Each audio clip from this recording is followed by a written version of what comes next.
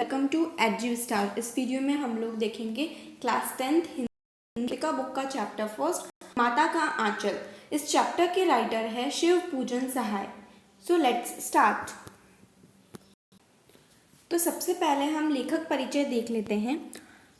आधुनिक हिंदी साहित्य के प्रसिद्ध साहित्यकार शिव पूजन सहाय का जन्म 1893 ईस्वी में उनबास गांव, जिला भोजपुर, बिहार में हुआ था। उनके बचपन का नाम भोलानाथ था।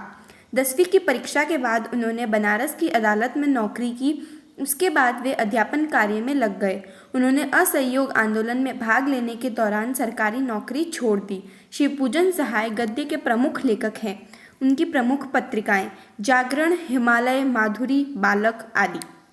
कृतियाँ: देहाती दुनिया, ये दिन, वे लोग, ग्राम सुधार, स्मृति शेष आदि।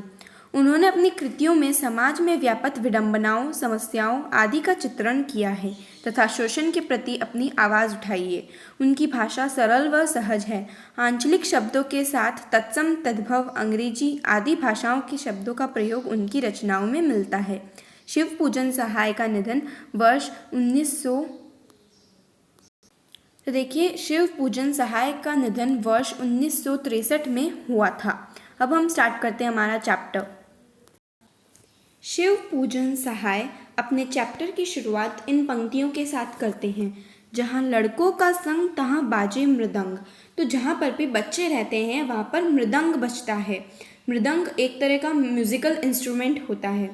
जहाँ बुढ़ों का संग तहाँ खर्चे का तंग, यानी जो भोलापन और मौज मस्ती बच्चों के ग्रुप में होता है, बचपन में होती है, वो बुढ़ापे में कहाँ, क्योंकि खर्चा और दुनियादारी की फिक्र सिर्फ बड़ों को होती है, बच्चों को नहीं। इस चैप्टर में लेखक अपनी मौज मस्ती को इन पंक्तियों के थ्रू एक्सप्रेस कर रहे हैं। हमारे पिता तड़के उठकर निबट नहाकर पूजा करने बैठ जाते थे। तड़के का मतलब होता है सुबह जल्दी उठकर। तो उनके जो पिताजी थे वो सुबह जल्दी उठकर नहा धोकर पूजा करने लग जाते थे। हम बचपन से ही उनके अंग लग गए थे। माता से केवल दूध पीने तक का नाता था। यानी जो लेखक है वो उनके पिताजी के आदी हो गए थे। वे अपने पिता के साथ ही रहा करते थे। माता के पास तो वो सिर्फ खाने पीने के लिए आते थे। इसलिए पिता के साथ ही हम भी बाहर की बैठक में ही किया करते थे। वे अपने साथ ही हमें भी उठाते और साथ ही नला धुलाकर पूजा पर बैठा लेते।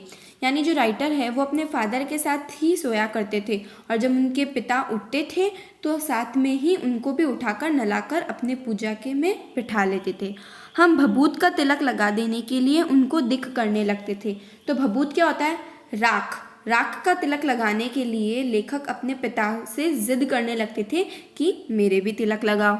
कुछ हंसकर, कुछ झुंझलाकर और कुछ डांट कर वह हमारे चौड़े लिलार में त्रिपुंड कर देते थे। तो जो लेखक के पिता हैं वो कभी हंसते थे उनकी बातों पर, कभी कभी झुंझला भी जाते थे और डांट भी देते थे। फिर भी उनके चौड़े लिलार पर, लिलार मतलब ललाट, ललाट मतलब माथा, त्रिपुंड कर देते थे। त्रिपुंड ना इस तरह का होता है, 3 लाइन और ऊपर ऐसे चंद्रबिंदु टाइप का बना हुआ होता है। तो वो त्रिपुंड कर देते थे कुछ इस तरह से, उनके भभूत का तिलक लगाते थे उनके माथे पर। हमारे लिलार में भभूत खूब खिलती थी। सिर में लंबी लंबी जटाएं थी तो उनके माथे में भभूत बहुत जचती थी। जटाएं मतलब बाल, तो उनके लंबे लंबे बालों पर भभूत का टीका लगाया जाता था तो वे बहुत सुंदर लगते थे। भभूत रमाने से हम खासे भंभोला बन जाते थे। पिताजी हमें बड़े प्यार से भोलानाथ कहकर पुकारते थे, पर असल में हमारा नाम तारकेश्वर नाथ। हम भी उनको बाबूजी कहकर पुकारा करते थे और माता को मैया। यानी जब वो भभूत का तिलक लगाते थे तो बिल्कुल शिव जी की तरह दिखते थे, तो इसीलिए उनके पिता उन्हें प्यार से भोलानाथ कहते थे।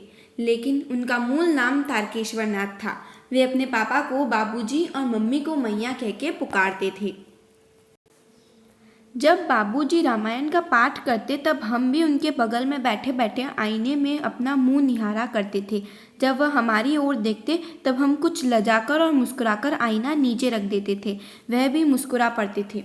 तो जब उनके पिताजी रामायण पढ़ते थे तब वो पास में बैठे कांच में अपने आप को देखते थे और जब उनके पिता उनकी तरफ देखते थे तो वो शर्मा के कांच नीचे रख देते थे और उनके पिता स्माइल करने लग जाते थे। पूजा पाठ कर चुकने के बाद वह राम राम लिखने लगते। अपनी एक रामनामा बही पर 1000 राम नाम लिखकर वह उसे पाठ करने की पोथी के साथ बांधकर रख देते। तो पाठ करने के बाद वे रामनामा बही में 1000 बार राम नाम लिखते और फिर उसे एक पोथी में बांध के रख देते थे। फिर 500 बार कागज़ के छोटे छोटे टुकड़ों पर राम नाम लिखकर आटे की गोलियां में लपेटते और उन गोलियों को लेकर गंगा जी की ओर चल पड़ते। क्यों? मछलियों को खाना खिलाने के लिए। उस समय भी हम उनके कंधे पर विराजमान रहते थे। जब वह गंगा में एक एक आटे की गोलियां फेंककर मछलियों को खिलाने लगते तब हम भी उनके कंधे पर ही बैठे बैठे हंसा करते थे। तो उस समय भी वो अपने पिता के साथ ही रहते थे, उनके कंधों पर ही बैठा करते थे। जब वह मछलियों को चारा देकर घर की ओर लौटने लगते तब बीच रास्ते में झुके हुए पेड़ों की डालों पर हमें बिठाकर झूला झुलाते। तो वे जब घर लौट रहे होते थे चारा देने के बाद, तब वे लेखक को पेड़ पर बिठाकर झूला झुलाते थे।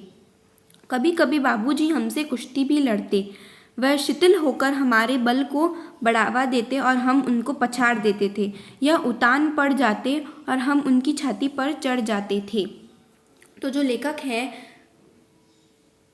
वो बता रहे हैं कि दोनों आपस में किस तरह खेलते थे। वो झूठ मूठ की कुश्तियाँ लड़ते थे। जब हम उनकी लंबी लंबी मूछें उखाड़ने लगते तब वह हंसते हंसते हमारे हाथों को मूछों से छुड़ाकर उन्हें चूम लेते थे। फिर जब उससे हमसे खट्टा और मीठा चुम्मा मांगते तब हम बारी बारी कर अपना बायां और दाहिना गाल उनके मुंह की ओर फेर देते थे। बाएं का खट्टा चुम्मा लेकर जब वे दाहिने का मीठा चुम्मा लेने लगते तब अपनी दाढ़ी या मूछ हमारे कोमल गालों पर गड़ा देते थे। हम झुंझलाकर फिर उनकी मूछें नोचने लग जाते थे। इस पर बनावटी रोना रोने लगते और हम अलग अलग खड़े खड़े खिलखिलाकर हंसने लग जाते थे। तो जो राइटर है वो अपने पिताजी से खट्टी मीठी किसेस लेते थे और पिता की मूँछों के साथ खेलते थे। तो इन सब चीज़ों से ये पता चलता है कि उन दोनों के बीच में कितना ज़्यादा प्यार था। उनके साथ हंसते हंसते जब हम घर आते तब उनके साथ ही हम भी चौकी पर खाना खाने बैठ जाते। वह हमें अपने ही हाथ से फूल के एक कटोरे में गोरस और भात सानकर खिलाते थे। जब हम खाकर अफर जाते तब मैया थोड़ा और खिलाने के लिए हट करती थी। वह बाबूजी से कहने लगती, आप तो 4-4 दाने के कौर बच्चे के मुंह में देते जाते हैं। इससे वह थोड़ा खाने पर भी समझ लेता है कि हम बहुत खा गए। आप खिलाने का ढंग नहीं जानते। बच्चे को भर मुंह कौर खिलाना चाहिए। जब खाएगा बड़े बड़े कौर तब पाएगा दुनिया में ठौर।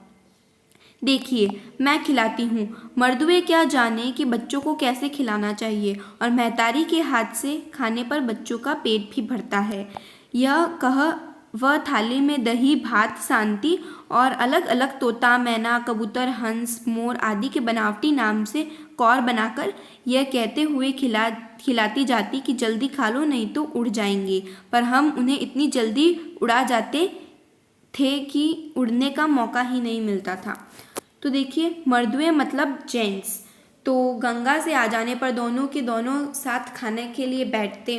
पिता अपने हाथों से लेखक को खाना खिलाते। उसका जब पेट भर जाता उसके बावजूद भी उसकी माँ उसे थोड़ा और खिलाने की जिद करती थी। वो कहती थी कि आदमी लोग नहीं जानते बच्चों को कैसे खाना खिलाना होता है। माँ के हाथ से खाना खाने पर ही बच्चों का पेट भरता है। वो कहती है कि जब भोलानाथ रोटी के बड़े बड़े बाइट्स खाएगा तभी तो दुनिया में अपने लिए जगह बना पाएगा। फिर माँ उसे तोता मैना ऐसे बनावटी नामों से खाना खिलाती। जिस तरह हम बचपन में छोटे थे तो हमारी माँ भी हमें खिलाती थी ना, कि चिड़ी खाएगी, तोता खाएगा, कौन खाएगा, तब हम जल्दी से खा लेते थे। ठीक उसी तरह जब हम बनावटी चिड़ियों को चट कर जाते तब बाबूजी कहने लगते, अच्छा अब तुम राजा हो, जाओ खेलो। बस हम उठकर उछलने कूदने लगते थे।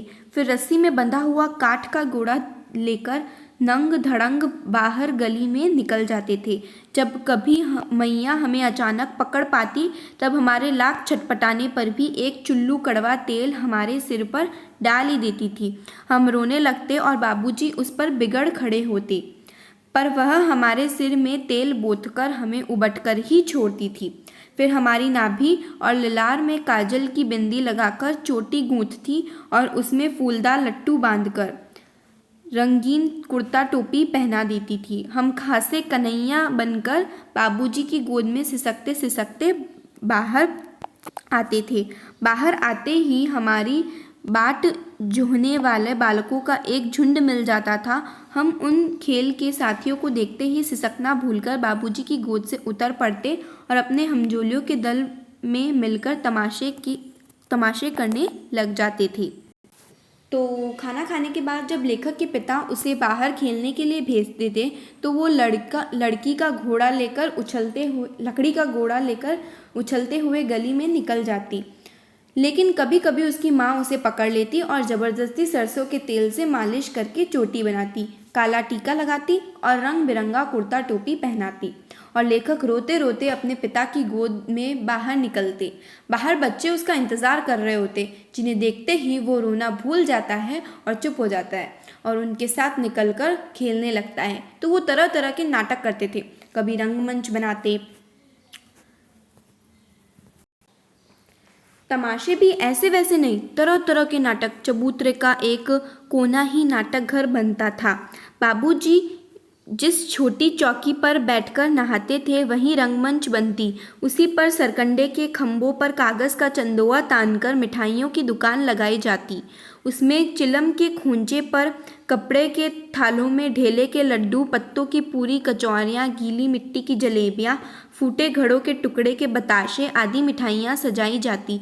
ठीकरों में बटखरे और जस्ते के छोटे छोटे टुकड़ों के पैसे बनते। हम ही लोग खरीदार और हम ही लोग दुकानदार। बाबूजी भी 2-4 गोरखपुरिये पैसे खरीद लेते थे। तो वो तरह तरह के नाटक करते, कभी रंगमंच बनाते तो कभी सरकंडों का छोटा शामियाना तानकर मिठाई की दुकान बनाकर खेलते।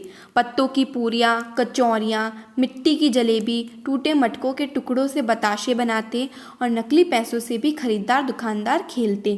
कभी कभी भोलानाथ के पिताजी भी उनके साथ खेलने लग जाते थे। थोड़ी देर में मिठाई की दुकान बढ़ाकर हम लोग घरौंदा बनाते थे। धूल की मेड़ दीवार बनती और तिनकों का छप्पर, दातुन के खंभे, दिया सलाई की पेटियों के किवाड़, घड़े के मुहड़े की चूल्हा चक्की, दिए की कहाड़ी और बाबूजी की पूजा वाली आचमनी कलछी बनती थी। पानी के घी, धूल के पिसान और बालू की चीनी से हम लोग ज्योनार तैयार करते थे। हम ही लोग ज्योनार तैयार करते थे और हम ही लोगों की ज्योनार बैठती थी। जब पंगत बैठ जाती थी तब बाबूजी भी धीरे से आकर पांत के अंत में जीमने के लिए बैठ जाते थे। उनको बैठते देखते ही हम लोग हंसकर और घरौंदा बिगाड़कर भाग चलते थे। वह भी हंसते हंसते लोटपोट हो जाते और कहने लगते, फिर कब भोज होगा भोलानाथ। तो मिठाई की दुकान के बाद वो नकली घर बनाते थे और टूटी फूटी चीज़ों से घर का सामान बना लेते थे। उल्टी सीधी चीज़ों से दावत भी बना लेते थे। भोज खुद ही करवाते और खुद ही करते। और जब उनके फादर चुपके से खेल में साथ में बैठते तो बच्चे खिलखिलाकर उठ जाते और जो झूठ मूठ का घर था ना उसे तोड़ के भाग पड़ते।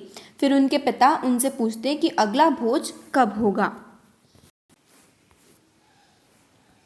कभी कभी हम लोग बारात का जुलूस भी निकालते थे। कनस्तर का तंबूरा बजता, अमोले को घिसकर शहनाई बजाई जाती, टूटे चूहेदानी की पालकी बनती।